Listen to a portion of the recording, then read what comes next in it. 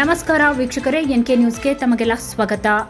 ಮಾಜಿ ಮುಖ್ಯಮಂತ್ರಿ, ರೈತರ ಆಶಾ ಕಿರಣ ಹಾಗೂ ರಾಜ್ಯ ರಾಜಕಾರಣದಲ್ಲಿ ವಿಶಿಷ್ಟ ಛಾಪು ಮೂಡಿಸಿರುವ ಬಿಎಸ್ ಯಡಿಯೂರಪ್ಪ ಅವರ ಸಾರ್ವಜನಿಕ ಜೀವನದ 50 ವರ್ಷದ ಸಾರ್ಥಕ ಸೇವೆಯನ್ನು ಸ್ಮರಿಸುವ ಸಲುವಾಗಿ ಮೇ 9ರಂದು ಮಧ್ಯಾಹ್ನ 3 ಗಂಟೆಗೆ ಚಿತ್ರದುರ್ಗದಲ್ಲಿ ನಡೆಯುವ ಜನಸೇವೆಯಲ್ಲಿ ಬಿಎಸ್ ಯಡಿಯೂರಪ್ಪ ಅವರ 50 ಸಾರ್ಥಕ ವರ್ಷ ಅಭಿಮಾನೋತ್ಸವ ಕಾರ್ಯಕ್ರಮಕ್ಕೆ ಬೈಲಹೊಂಗಲ ಮತಕ್ಷೇತ್ರದಿಂದ ಸಾವಿರಾರು ಬಿಜೆಪಿ ಕಾರ್ಯಕರ್ತರು ಭಾಗವಹಿಸಲಿದ್ದಾರೆ ಎಂದು ಮಾಜಿ ಶಾಸಕ ವಿಶ್ವನಾಥ ಪಾಟೀಲ್ ಅವರು ತಿಳಿಸಿದ್ದು, ಗುರುವಾರ ಪಟ್ಟಣದ ಬಿಜೆಪಿ ಕಚೇರಿಯಲ್ಲಿ ನಡೆದ ಪತ್ರಿಕಾಗೋಷ್ಠಿಯನ್ನು ಉದ್ದೇಶಿಸಿ ಮಾತನಾಡಿದ ಅವರು, ರಾಜ್ಯ ರಾಜಕಾರಣದಲ್ಲಿ ಬಿಎಸ್ ಯಡಿಯೂರಪ್ಪ ಅವರು ರೈತರ, ಬಡವರ ಹಾಗೂ ಸಾಮಾನ್ಯ ಜನರ ಪರ ಹೋರಾಟ ನಡೆಸಿ ಜನಮನ ಗೆದ್ದ ನಾಯಕರಾಗಿದ್ದಾರೆ.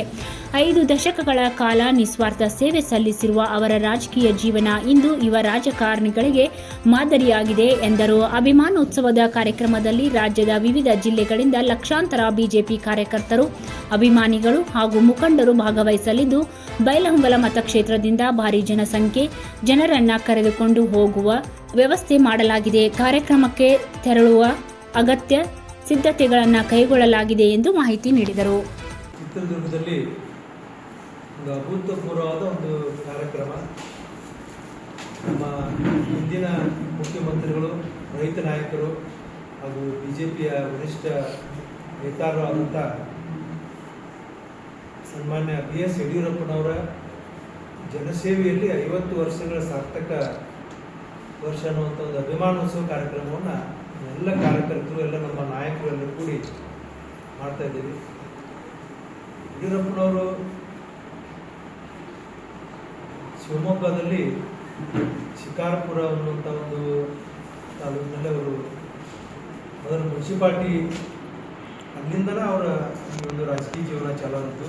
ಅಲ್ಲಿಂದ ಅವರು MLA ಆಗಿ, ಬಿಜೆಪಿ ಪಕ್ಷದ ಅಧ್ಯಕ್ಷರಾಗಿ, ವಿರೋಧ ಪಕ್ಷದ ನಾಯಕರಾಗಿ, ಮುಖ್ಯಮಂತ್ರಿಗಳಾಗಿ ಅನೇಕ ಜನಪರ ಕಾರ್ಯಕ್ರಮಗಳು ಮಾಡಿರ್ತಾವಲ್ಲ ನೋಡಿದ್ವಿ. ಅವ್ರದ್ದೊಂದು ಯಡಿಯೂರಪ್ಪ ಅವ್ರ ನೇಚರ್ ಅಂತಂದ್ರೆ ಏನು ಮಾತಾಡಿರ್ತಾರೆ ಅದು ನಡ್ಕೊಳ್ಳುವಂಥ ವ್ಯಕ್ತಿ. ಯಾರಿಗಾರ ಮಾತು ಕೊಟ್ಟಿದ್ರೆ ಅದನ್ನು ನಡೆಸ್ಕೊಡುವಂಥ ಒಬ್ಬ ವ್ಯಕ್ತಿ. ರಾಜಕೀಯ ಒಳಗೆ ಅವರ ನೋಡಿ ಕಲಿಯುವಂಥ ವಿಷಯಗಳು ಭಾಳ ಅದಾವೆ. ಯಾಕಂದ್ರೆ ನಾನು ಅವರು ಭಾಳ ಹತ್ತಿರದಿಂದ ನೋಡುವಂಥ ವ್ಯಕ್ತಿ. ಯಾಕಂತಂದ್ರೆ ಅವರು BJP ಸ್ಪ್ಲಿಟ್ಟಾಗಿ ಕರ್ನಾಟಕ ಜನತಾ ಪಕ್ಷ KJP ಮಾಡಿದಾಗ KJP ಅಂದರೆ ಶಾಸಕ ಆವಾಗಿಂದ ಅವ್ರ ನಿಕಟವಾದ ಸಂಪರ್ಕ ಬಂದಿದ್ದರಿಂದ ಅವ್ರು ಯಾವ ರೀತಿ ರಾಜಕೀಯ ಒಳಗೆ ಒಂದು ಒಳ್ಳೆಯ ಕೆಲಸಗಳು ಮಾಡ್ತಾರೆ, ಅವ್ರು ನೋಡಿ ಕಲಿಯುವಂಥ ಸಾಕಷ್ಟು ವಿಷಯಗಳು ನಾವು ಕಲ್ತಿದ್ದೀವಿ. ಅವರು ಬಡವರು ನೋಡಿದ್ರೆ ನಿಜವಾಗಿ ಬಹಳ ಒಂದು ಕನಿಕರ ವ್ಯಕ್ತಿ. ಅವರು ಬಡವರು ಎಲ್ಲಿ ಅವ್ರಿಗೇನು ಸಮಸ್ಯೆಗಳು ಅದಾವ ಅವ್ರಿಗೆ ಆಗಿಂದಾಗ ಪರಿಹಾರ ಕೊಡುವಂಥ ಒಂದು ವ್ಯಕ್ತಿ. ಅವರು ಮುಖ್ಯಮಂತ್ರಿ ಆಗ್ಬಿಡ್ದ ಒಬ್ಬರ ಮುಖ್ಯಮಂತ್ರಿ ಅವತ್ತಂದ್ರೆ ಯಾರು ಬೇರೆ ಕ್ಯಾಬಿನೆಟ್ ಮಿನಿಸ್ಟರ್ ಯಾರೂ ಇರಲಿಲ್ಲ. ಸಾಕಷ್ಟು ಫ್ಲಡ್ ಬಂದಂಥ ಪರಿಸ್ಥಿತಿ ಒಳಗೆ ತಾವು ಒಬ್ಬರೇ ಬಂದು ಬೆಳಗಾವಿ ಕಡೆ ಎಲ್ಲ ಅಡ್ಡಾಡಿ ಆ ಜನರಿಗೆ ಒಂದು ಪರಿಹಾರ ಕೊಡುವಂಥದ್ದು. ಯಾಕಂದ್ರೆ ಎಲ್ಲಿ ಆ ಟೈಮ್ನೊಳಗೆ ಸಾಕಷ್ಟು ಮನೆಗಳು ಬಿದ್ದಿದ್ದು. ಮನೆಗಳು ಬಿದ್ದರೆ ಬರೀ 65,000 ರೂಪಾಯಿ ಕೊಡುವಂಥ ಪದ್ಧತಿ ಇದ್ದಾವೆ.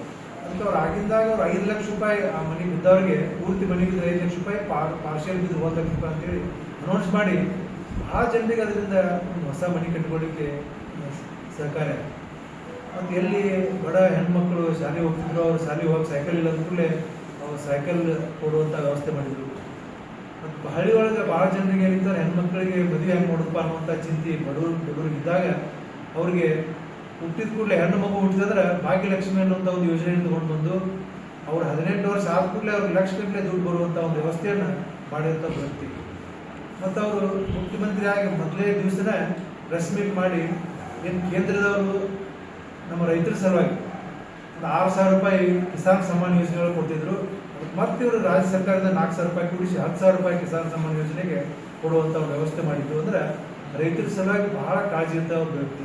ಫಸ್ಟ್ ನೋಡಿ, ಇಡೀ ನಮ್ಮ ಭಾರತ ದೇಶದೊಳಗೆ ಯಾವುದೇ ರಾಜ್ಯದಾಗ ಇದ್ದಂಥ ಒಂದು ರೈತರ ಸಲುವಾಗಿ ಸಪ್ರೇಟ್ ಬಜೆಟ್ ಮಾಡಿದಂಥ ಒಬ್ಬ ಮುಖ್ಯಮಂತ್ರಿ. ಅಂಥ ಒಳ್ಳೆ ವ್ಯಕ್ತಿ ಇವತ್ತು ಅವ್ರದ್ದು 50 ವರ್ಷ ಅವ್ರು ಏನು ರಾಜಕೀಯ ಒಳಗೆ ಸಾಧನೆ ಮಾಡಿದಾರೆ, ಸಾರ್ಥಕ ಬದುಕೈತಿ ರಾಜಕೀಯ ಒಳಗೆ.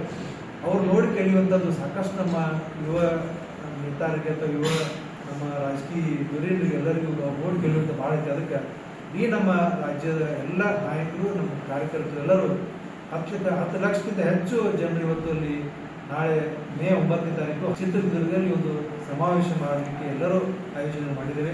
ಅದು ನಮ್ಮ ಬೈಲಹೊಂಗಲ ತಾಲೂಕಿನಿಂದಲೂ ಸಹ ಸಾವಿರಾರು ಜನ ನಾವೆಲ್ಲ ಕಾರ್ಯಕರ್ತರು ಅಲ್ಲಿ ಹೋಗುವ ಸಲುವಾಗಿ ಪ್ರೋಗ್ರಾಮ್ ಹಾಕ್ಕೊಂಡಿದ್ದೇವೆ. ಅದಕ್ಕೆ ಇಡೀ ನಮ್ಮ ಬೈಲಹೊಂಗಲ ನಾಡಿನ ಬೆಳಗಾವಿ ಜಿಲ್ಲೆ ಎಲ್ಲ ಜನರು ಆ ಕಾರ್ಯಕ್ರಮ ಹೆಚ್ಚಿನ ಸಂಖ್ಯೆಯಲ್ಲಿ ಬಂದು ಶೋಭೆಯನ್ನು ತರಬೇಕಂತ ಅನ್ನುವಂಥ ಮನವಿಯನ್ನು ತಮ್ಮೆಲ್ಲರಿಗೂ ಮಾಡಿಕೊಂಡು ನಮಸ್ಕಾರ.